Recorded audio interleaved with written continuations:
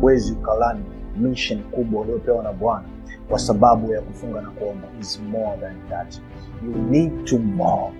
Mungu ambaye hawezi kukunyima chochote, kama alimwachilia mtoto wake, anashindwaje kushare what he has with you?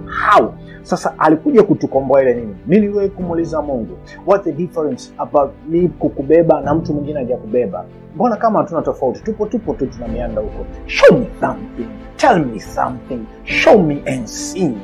Give me understanding. I need to know your word deeper. Fasting and prayer is not enough. Let me tell you guys, hayo maombi yako ya kung'ang'ania gari lako ambalo haujawahi kuwa na hela benki ya kununua gari, achana na hayo maombi, mtoto wa Bwana. Hebu tumia muda wa kumwambia Mungu, I need to know you more. Show me. Give me. Reveal yourself. I need to know you more.